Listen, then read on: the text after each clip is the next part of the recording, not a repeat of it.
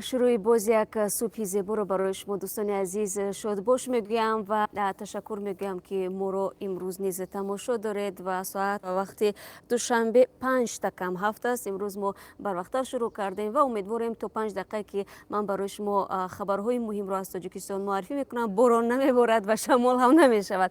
خب در تاجیکستان دیروز و امروز نیز خبرهای مهم هستند که طوری گفتم طول چند دقیقه من آنها رو با شما مطرح خواهم کرد و شروع میکنم از آن که شام دیروز در دوشنبه یک مرکز سودای متعلق به صاحبکار ایرانی آتش گرفت. سوختار در بینای 36 واقع در محله ودانسوسنی سر زد و تقریبا 2.5 ساعت ادامه کرد. خبرنگاران رادیو آزادی از محل سوختار گفتند که اوشونه سوم بینو پور سوخته به اوشونه های یکم و دوم آسیب نرسیده است.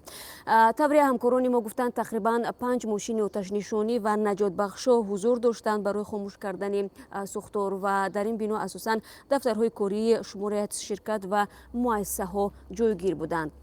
گفته می شود که بینای مذکور به صاحبکار ایرانی حسن ارمانپور تعلق داشته است ولی حالا این صاحبکار در تاجیکستان حضور ندارد. یک صاحبکار دیگری ایرانی و نماینده مسئول بینو به رادیو آزادی گفت در روزهای نزدیک ضرری وارد شده از سوختار مشخص می شود و او افزود که زبانه آتش اساسا در بالا بود و به بیناهای یکم و دوم نپیچید و فیلال امانت بانک و داروخانه، مرکز اولتراسادا و مغازه فروش تحفه ها و دیگر مغازه ها از سوختار امین مانده است. باید بگویم که تا یک ماه آخر شهر دوشنبه علاقه شاهد چند سوختاری دیگر شده بود. در این مدت در بازار سلطان کبیر طوری شما میدانید در کارخانه دوزندگی سومن، قهوه‌خانه معروف میروه و دیگر محل معروف به کمبینت گوشت سوختارها به عمل آمدند که زیان عمومی آن به صدها هزار سومانی میرسد. و خبر دیگری من از شهر ایسور است. شعبه کارهای داخلی شهر ایسور تحقیق حادثه دست درازی احتمالی 2 نابالغ به ناموس یک دختر 7 ساله را شروع کرده است. گمانبران پس از 10 روز به بازپرسی پلیس دعوت شدند. در این حادثه 2 خواننده مکتب رقم 26 دهه کنچی شهر ایسور گمانبر دانسته می شوند.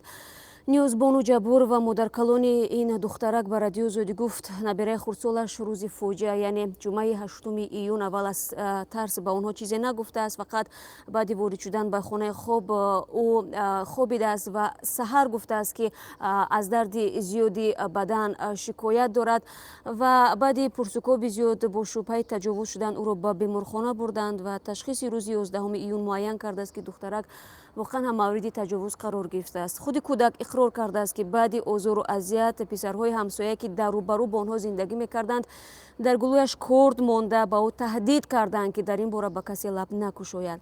والدین یکی از پسرهای گمانبر از داشتن فرزند خانواده را در این جنایت تصدیق یا رد نمیکند و میگویند که تلاش دارند تشخیص این را دقیق کند. در حالی که جانب‌های گمانبر و هم جبر دیده در یک جنایت ناموسی از آشکار شدن جزئیات حادثه شرم میکنند، مقامات و هم روانشناسان میگویند که موقع کاملا نادرست است و فحش شدن چنین حادثه ها به فایده هم اعضای جامعه میباشد. حالا در برابر این سه خانواده مقامات مسئولین مکتب و همچنین محل را هم برای بازپرسی دعوت کردند.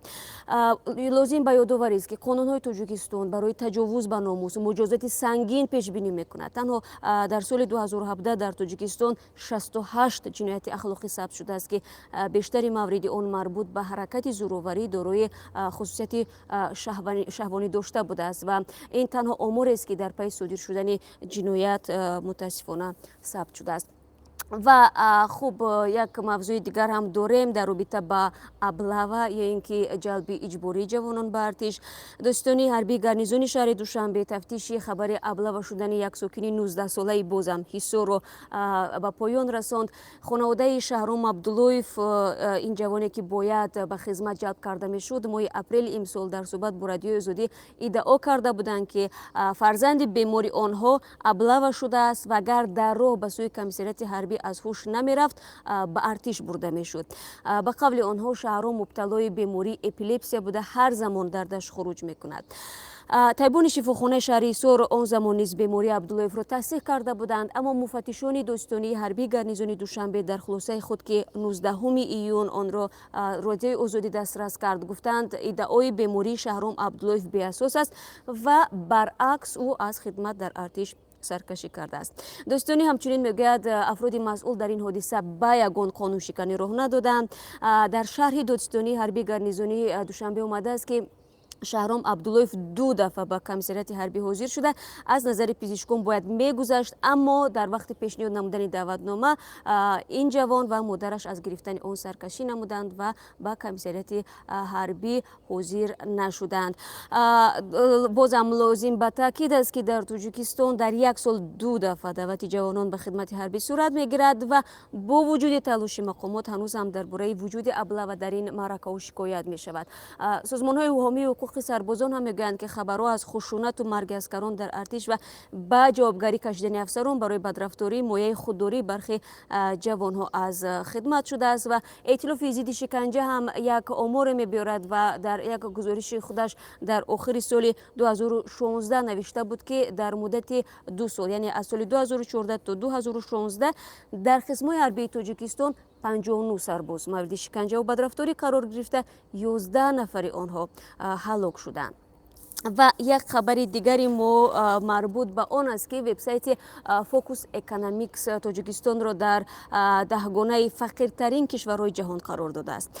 بر پایه اطلاع این تورنمو تاجیکستان با 836 دلار مجموع محصولات داخلی بر سر اهالی چهارمین کشور فقیرترین در دنیا به حساب می رود. تنها 3 کشور دنیا کنگو، موزامبیک و اوگاندا از روی نشان داد از تاجیکستان فقیرتر بودند. از همسایه تاجیکستان ازبکستان هم به 10گانه کشورهای فقیر افتادند و سال 2013 مجموع محصولات داخلی تاجیکستان هم از مرز 1000 دلار عبور کرده بود، اما با فرا رسیدن رکود در اقتصاد روسیه و کاهش قابل ملاحظه پولهای انتقالی مهاجران از نشان داد باعث آن شد که این آمار پایان رود.